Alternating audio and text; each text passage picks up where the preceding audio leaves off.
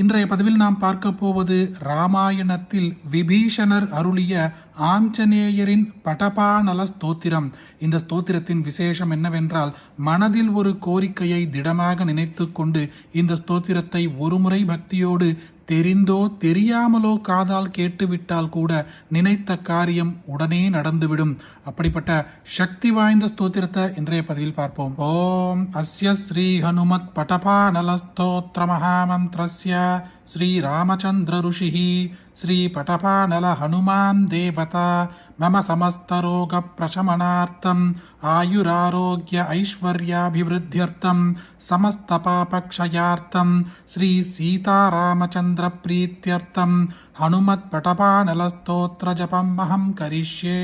ஓம் ஹ்ராம் ஹ்ரீம் ஓம் நமோ பகவதே ஸ்ரீ மகாஹனுமதே பிரகடபராக்கிரம சகலதிங்மண்டல यशो विधान धवलीकृत जगत्हृदय वज्रदेह रुद्रावतार लंकापुरीदहन उमा अनलमंत्र उदधिबंधन दशशिरकृतांतक सीताश्वासन वायुपुत्र अंजनीगर्भसंभूत श्री रामलक्ष्मणांतकर कपिसैन्य प्राकार सुग्रीव साहाय्यकरण पर्वतोत्पाठन कुमार ब्रह्मचारिन् गंभीरनाथ सर्वपापग्रहवारण सर्वज्वरोच्चाटन ढाकिनी विध्वंसन. ओम ह्रां ह्रीं ओम नमो भगवते महावीरवीराय सर्वदुःख निवारणाय ग्रहमंडल भूतमंडल सर्वपिचाच मंडलोच्चाटन भूतज्वर एकाहिकज्वर द्व्याहिकज्वर त्र्याहिकज्वर चातुर्थिकज्वर संतापज्वर विषमज्वर तापज्वर महेश्वर वैष्णवज्वरान् चिन्दी चिन्दी यक्षराक्षस भूत प्रेत पिशाचान् उच्चाडय उच्चाडय. ओम ह्रां ह्रीं ओम नमो भगवते श्री महाहनुमते.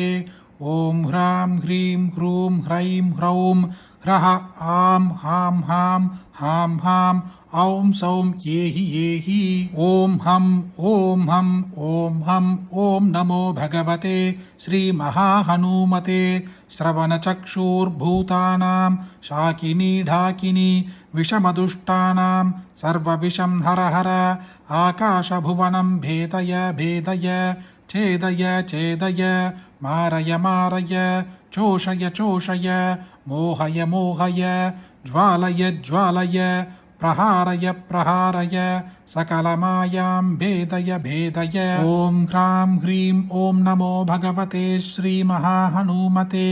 सर्वग्रहोच्चाटन परबलं क्षोभय क्षोभय सकलबन्धनमोक्षणं कुरु कुरु शिरशूल कुल्भशूल सर्वशूलान् निर्मूलय निर्मूलय नागपाश अनंत वासुकी दक्षक कर्कोटक कालीयान् यक्ष कुलजलगदबिल कदरात्रिञ्चर दिवाचर सर्वान् निर्विषं कुरु कुरु स्वाहा. राजभय चोरभय परयंत्र परमंत्र परतंत्र परविद्यां चेदय चेदय स्वमंत्र स्वयंत्र स्वविद्या प्रकटय प्रकटय सर्वारिष्टान्नाशय नाशय सर्वशत्रून्नाशय नाशय असाध्यं साधय साधय हूं पट स्वाहा.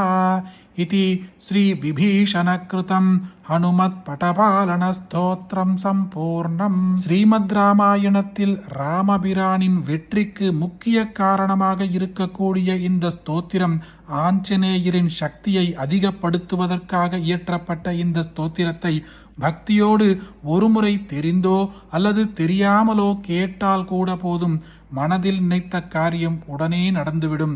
அப்படிப்பட்ட அற்புதமான இந்த ஸ்தோத்திரத்தை உங்களுக்கு தெரிஞ்ச எல்லாருக்குமே கட்டாயம் பகிருங்க. இந்த வீடியோவை லைக் பண்ணுங்க. நாளைக்கு மற்றொரு பதிவில் சந்திப்போம். ஹரி ஓம் மகாபிரியவா போற்றி.